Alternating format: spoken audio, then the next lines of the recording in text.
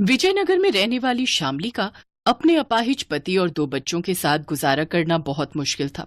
अपने घर की जिम्मेदारी उठाने के लिए वो एक छोटे से संदूक में महिलाओं के श्रृंगार का सामान अपने सर पर ढोकर गली गली जाकर बेचा करती थी।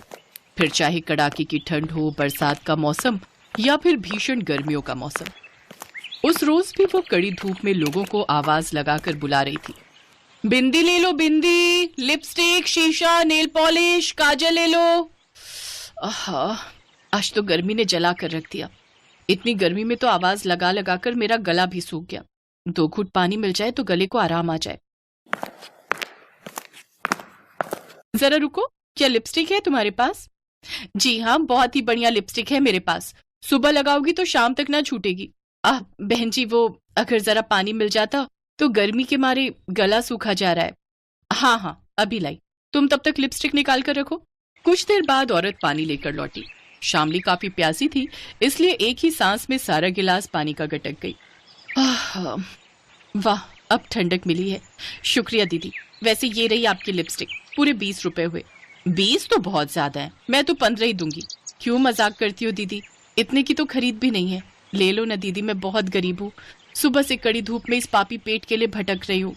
अरे कम से कम तू इतनी शर्म तो रख कि मैंने तुझे मुफ्त में ठंडा पानी पिलाया है। 1 गिलास ठंडा पानी लेने बाजार जाएगी ना तो 5 रुपए से नीचे का गिलास नहीं मिलेगा।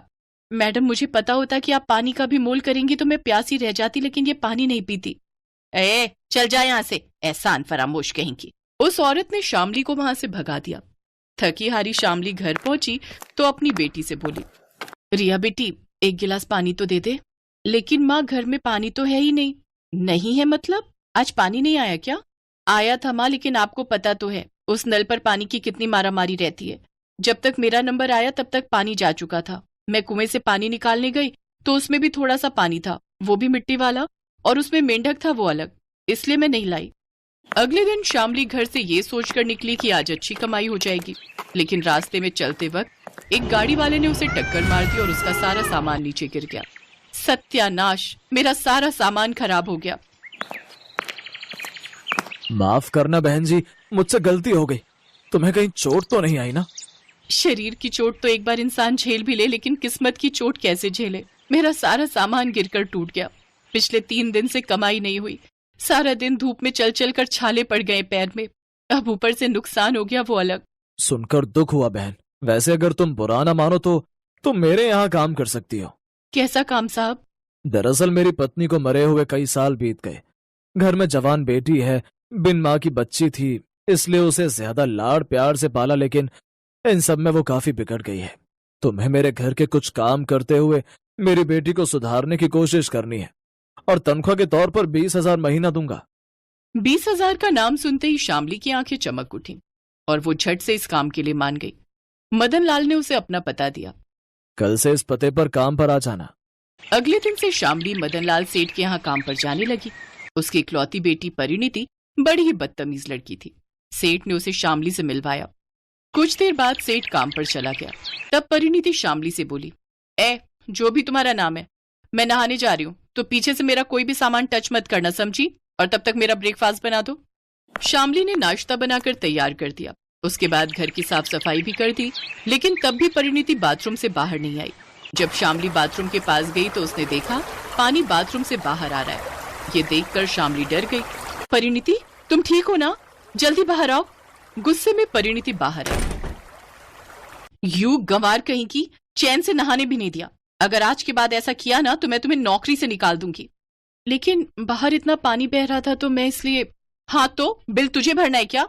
परिणीति, तुम इतना पानी नहाने में ही बर्बाद करोगी तो फिर कैसे चलेगा? हम गरीब लोग तो पानी की बूंद पीने को भी तरसते हैं। ये सुनकर परिणीति हंसने लगी और बोली, अंदर बाथिंग टब भरा हुआ है पानी से, जाओ और पी लो। ऐसे ही 20 दिन बीत गए।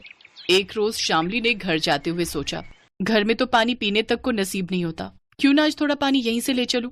एक खाली बोतल निकाली थी सेठ ने कबाड़ी के लिए, उसी में पानी भर लेती हूँ। शामली ने कबाड़ी से बोतल उठाई और उसे धोकर पानी भरने लगी, लेकिन तभी परिणीति ने उसे टोकते हुए कहा, ये क्या कर रही हो गरीब नौकरानी? बेटी, घर में पीने का पानी नहीं होता, इसलिए थोड़ा सा पानी लेकर जा रही हूँ। तुम गरीब लोग सिर्फ गटर का पानी पीने के लिए पैदा होते हो, आरओ का नहीं समझे? इस पानी का बिल आता है और साथ में बिजली का बिल भी, समझी? इसलिए जो गलती करने की भूल आज की है ना, वो फिर कभी मत करना, समझी? शामली अपनी घर की ओर चल पड़ी। अगले दिन जब वो काम पर आई तो उसने देखा रसोई का और बाथरूम का नल खुला हुआ है, जिसमें से ढेर सारा पानी वेस्ट हो रहा है। इन अमीर लोगों को भी पानी की अहमियत बिल्कुल नहीं मालूम, बस बर्बाद करने से मतलब है। पीछे खड़ी परिणीति ये सुन लेती है और वो गुस्से में कहती है, अच्छा तो तू एक नौकरानी मुझे सिखाएगी पानी कैसे इस्तेमाल करना है? अरे जितना पानी तेरे पूरे घर में नहीं होगा ना, उससे ज्यादा तो मेरे बाथरूम के बाथ टब में ही पड़ा रहता है। नौकरानी हो तो नौकरानी की तरह रहो, समझी? जुबान ज्यादा चलाने की जरूरत नहीं है। अच्छा, मैं स्विमिंग पूल में नहाने जा रही हूँ, तुम मेरे लिए जल्दी से पूल के पास मैंगो शेक ले आना, और वो भी आइसक्रीम डालकर। कुछ देर बाद शामली जब शेक बनाकर लेकर गई तो उसने देखा परिणीति पूल के पास बेहोश पड़ी है और उसके सिर से काफी ज्यादा खून बह रहा है। हे भगवान, लगता है पैर फिसलने से इनके सिर पर चोट लग गई और ये बेहोश हो गई हैं।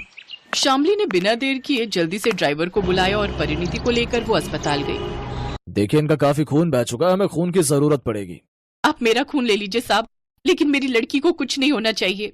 सेठ किसी जरूरी काम से शहर से बाहर था। शामली ने अपना खून देकर परिणीति की जान बचा ली। फिर पूरे 4 घंटे के ऑपरेशन के बाद परिणीति होश में आई। अरे तुम, मुझे यहाँ कौन लाया? तभी वो डॉक्टर वहां आया। तुम्हारी माँ बहुत अच्छी है। अगर ये तुम्हें समय रहते हॉस्पिटल नहीं लाती और अपना खून नहीं देती तो कुछ भी हो सकता था। शामली जी मेरी माँ नहीं है, लेकिन मेरी माँ से बढ़कर है। एक मैं हूं जिसने पानी तक नहीं दिया, खूब खरी खोटी सुनाई, लेकिन एक आप हैं जिन्होंने मुझे अपना खून दिया और मेरी जान बचाई। आप बहुत अच्छी हैं माँ, तुमने मुझे माँ कहा, सारे गिले शिकवे दूर हो गए बेटी। लेकिन आज मैं तुम्हें एक बात बताती हूँ, हम गरीबों के लिए पानी की कीमत खून से भी बढ़कर होती है। बेटी, आज के बाद पानी बर्बाद मत करना, उसकी कीमत समझना, क्योंकि कहीं तो लोग स्विमिंग पूल के मजे लेते हैं और कहीं तो हम जैसे गरीब पानी की बूंद बूंद के लिए भी तरसते हैं। आपने मुझे नया जन्म दिया है, आज से आप ही मेरी माँ हो। जैसा आप कहोगी अब से वही मैं करूंगी। शामली परिणीति को लेकर घर आ जाती है और उसकी खूब देखभाल करती है। फिर सेठ जी को भी जैसे ही ये खबर मिलती है वो घर लौट आते हैं। बहन, तुमने इसे बचाया और ऊपर से इसमें इतना बदलाव, तुम्हारा ये एहसान मैं कभी नहीं भूलूंगा। अब मैं भी तुम्हारे लिए कुछ करना चाहता हूँ। बाबा, अगर आप कुछ करना ही चाहते हैं तो शामली माँ के यहाँ नल लगवा दीजिए, इनके यहाँ पानी की बड़ी किल्लत है। ठीक है, ये तो मैं करूंगा ही। साथ ही शामली बहन, आज से तुम्हारे पति का इलाज का खर्चा और बच्चों की पढ़ाई का खर्चा सब मैं ही उठाऊंगा। ये सुनकर मालती बहुत खुश हुई। अपने कहे मुताबिक सेठ ने वो सब किया भी। अब शामली के घर के बाहर हैंडपंप लगवा दिया, जिससे उसे पानी की किल्लत से छुटकारा मिल गया। शामली अब अपने परिवार के साथ बहुत ही खुशी से जीवन जीने लगी।